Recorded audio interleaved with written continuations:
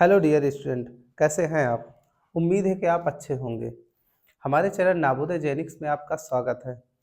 ये जो बैच हमने नया स्टार्ट किया है, ये स्पेशली जो नावोदय की तैयारी सर्वोदय और सैनिक स्कूल में जाने वाले हैं, उनके लिए फ़ायदेमंद है। हालांकि ये सभी के लिए फ़ायदेमंद है जो बच्चे प्राइमरी और जूनियर के हैं। इसमें आपको जो है हम भाषा का ज्ञान कराएंगे कि आप छोटे-छोटे शब्द सीख जाइए ताकि भविष्य में आपको दिक्कत ना होने पाए। तो इस क्लास में हमने इसके पहले वाली क्लास में ये प्रकृति से संबंधित थी क्लासें, भूगोल से संबंधित। इसमें आपको पिछली की दो क्लासें दे चुके हैं, जिसमें भूगोल से संबंधित चीज़ें, पृथ्वी के बारे में आपको बताया गया था। महाद्वीप, महासागरों को कितने भागों में बाँटा गया, इसकी चर्चा की गई थी। प्राकृतिक भाग में भारत में क्या विविधता है और कितने भागों में प्राकृतिक भाग रूप से हम इंडिया को डिवाइड कर सकते हैं, इसके बारे में आपको बताया गया और सिखाया गया। आज हम जो है वनस्पति और पेड़ पौधे जीव जंतुओं के परिप्रेक्ष्य में चर्चा करेंगे, क्योंकि जैसे प्राकृतिक विविधता है ना भारत में, उसी तरह यहाँ पे वानस्पतिक विविधता भी पाई जाती है। इंडिया में अलग अलग तरीके के पेड़ पौधे पाए जाते हैं, वन पाए जाते हैं, तो उन्हीं पे हम चर्चा करते हैं। तो ज़्यादा समय ना लेते हुए हम अपना सेशन शुरू करते हैं। तो सबसे पहले हम क्या सीखेंगे? वनों के प्रकार। ये कितने प्रकार के वन हमारे भारत में पाए जाते हैं। तो पहला प्रकार जो हमारा है वनों में, तो आता है सदाबहार वन। सदाबहार वन। दूसरा कौन सा है? पतझड़ वन। पतझड़ वन। इन्हीं को हम पर्णपाती वन भी कहते हैं। पर्णपाती वन। तीसरा आपका आता है मरुस्थली वन। मरुस्थली कटीली झाड़ियाँ जिसमें पाई जाती हैं। कटीले वन। कटीले वन, मरुस्थली या कटीले वन। ठीक। तीसरा आपका आता है डेल्टाई वन।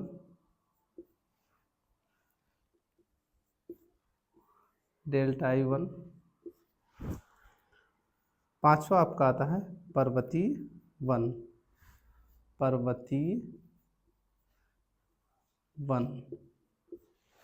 इसे आप यहाँ पे कर सकते हैं। ये 4 नंबर पे आ जाएगा। 5 नंबर पे आपका आ जाएगा डेल्टाई वन। भारत में वनों को 5 प्रकारों में बांटा गया है। पहला कौन है? सदाबहार वन। दूसरे हैं पतझड़ वन, इन्हें पर्णपाती वन भी बोला जाता है। तीसरे हैं मरुस्थलीय वन, कटीले वन है, कांटेदार वृक्ष पाए जाते हैं यहाँ पे। चौथा है पर्वतीय वन। पांचवा है डेल्टाई वन। तो एक एक भाग के बारे में हम यहाँ पे सीखेंगे। तो पहला क्या है? सदाबहार वन। इसमें क्या होता है सदाबहार वन में? सदाबहार वन में ऐसे वृक्ष पाए जाते हैं जो सदैव हरे भरे रहते हैं। जहाँ पे ज़्यादा बारिश होती है और गर्मी की मात्रा अधिक होती है, तो वहाँ पे सदाबहार वन पाए जाते हैं। मतलब क्या बताया मैंने? जहाँ पे अधिक गर्मी होगी और बारिश ज़्यादा होगी, तो वहाँ पे सदाबहार वन पाए जाते हैं। तो भारत में ये वन कहाँ पाए जाते हैं? अच्छा, कौन सा ऐसा क्षेत्र है जहाँ गर्मी पड़ती है साल भर? तो आपको बता दूं मैं कि भारत का जो उत्तरी क्षेत्र है, जम्मू कश्मीर, हिमाचल प्रदेश, यहाँ पे पूरे साल ठंडा मौसम देखने को मिलेगा। अच्छा, ये जो हमारा बेल्ट है, उत्तर प्रदेश, बिहार का, छत्तीसगढ़ का, झारखंड का, ये जो बीच का बेल्ट है, राजस्थान का, पंजाब का, तो यहाँ पे आपको तीनों मौसम देखने को मिलेंगे। ठंडी मिलेगी, बरसात और गर्मी। सीजन यहाँ पे चेंज होता रहता है। लेकिन जैसे ही हम दक्षिण भारत में जाएंगे, जैसे कर्नाटक हो गया, तमिलनाडु हो गया, केरल हो गया, तो ये कुछ ऐसे, आंध्र प्रदेश हो गया, हैदराबाद हो गया, तो कुछ ऐसे स्टेट है जहाँ पे पूरे साल क्या होती है? गर्मी पड़ती है। ठीक है। तो ये भारत में विविधता है, मौसम की विविधता है। तो सदाबहार वन कहाँ पाए जाते हैं? जहाँ बारिश होती है ज़्यादा और गर्मी पड़ती है। तो ऐसा क्षेत्र कहाँ पाया जाता है? जो पश्चिमी क्षेत्र है भारत का,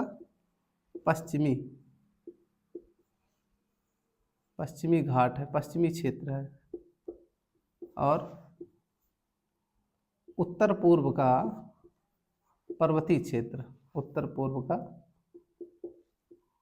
पर्वतीय क्षेत्र। तो यहाँ पे क्या होता है? पश्चिमी क्षेत्र, उत्तर पूर्व का पर्वतीय क्षेत्र। तो यहाँ पे सदाबहार वन पाए जाते हैं। ओके, तो सदाबहार वन कौन कौन से हैं? सदाबहार वन, तो सदाबहार वन में अगर हम देखें तो ये पाए जाएंगे महोगनी,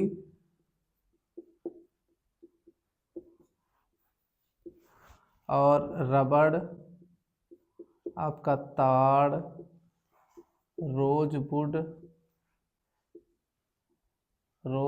बांस और नारियल।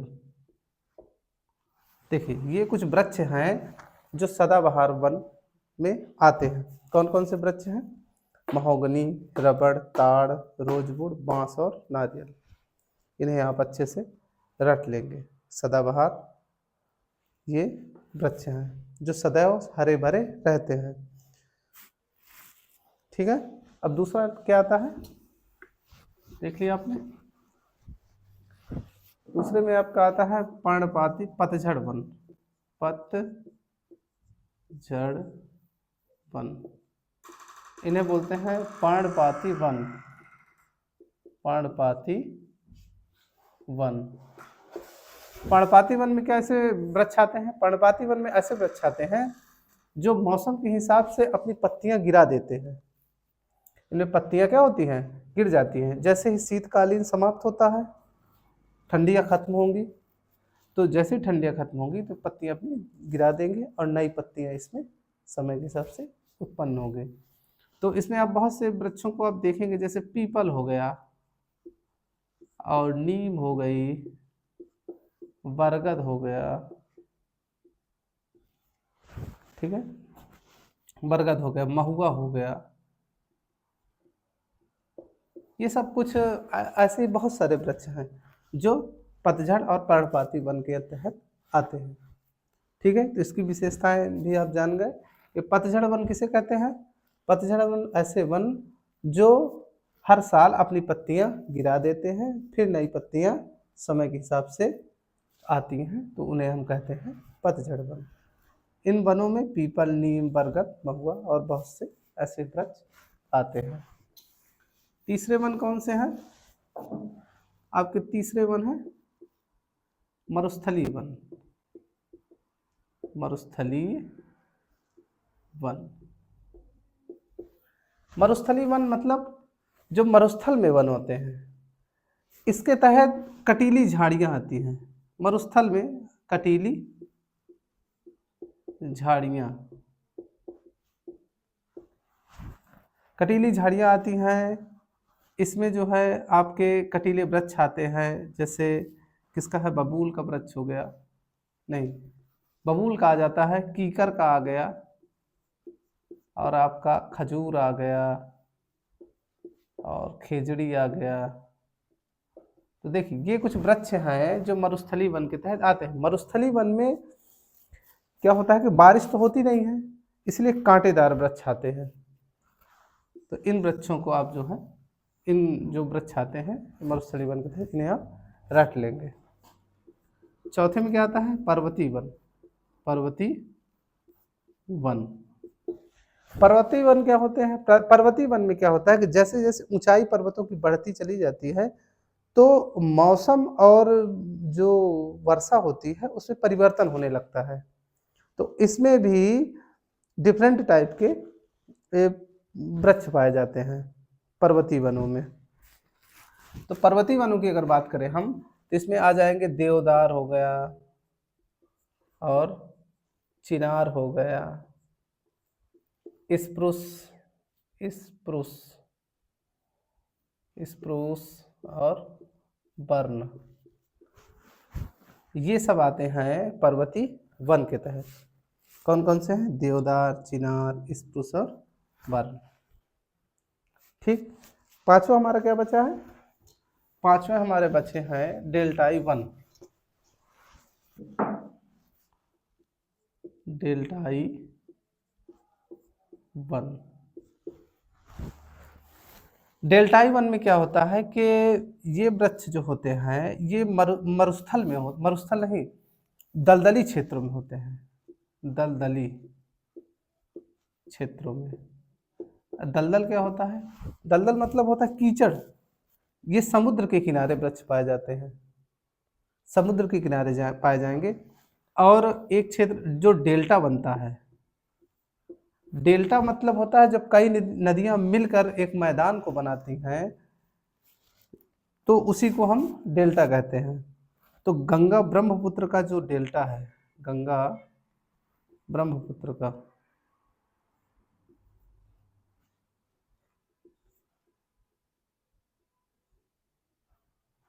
गंगा ब्रह्मपुत्र का जो डेल्टा है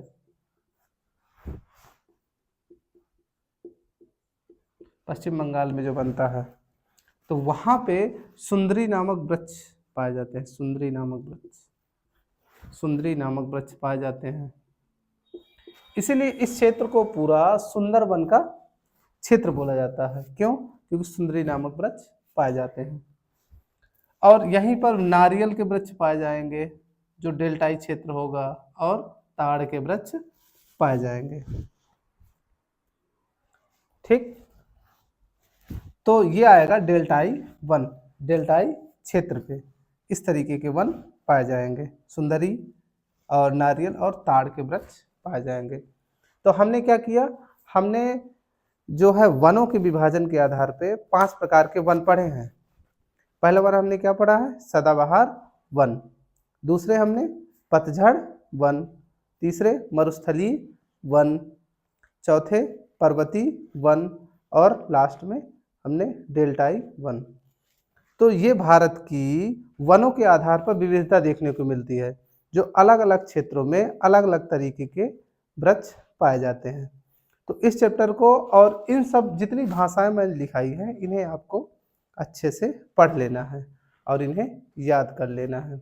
अब वृक्षों को भी आपको याद कर लेना है कि कौन सा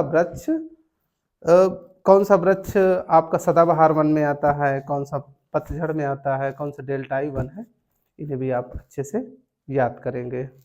इतना आपका ये वनों के प्रकार हैं। ठीक है,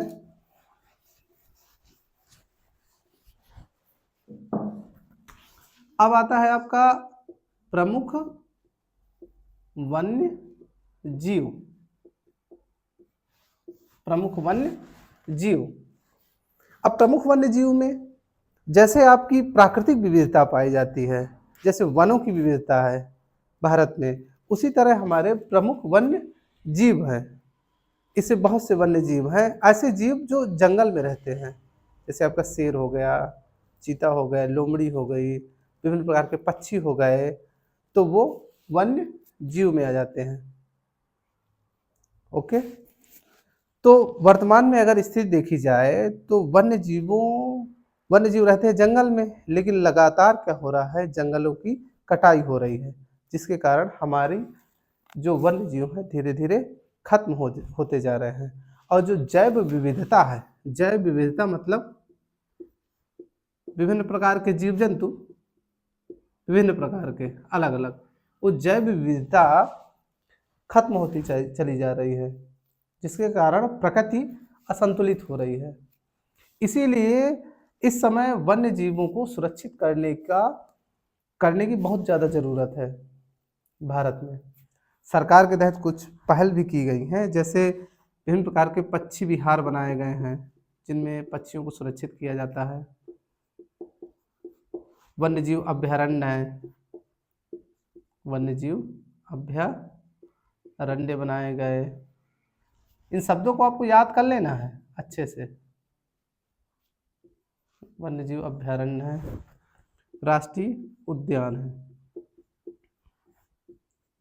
राष्ट्रीय उद्यान है।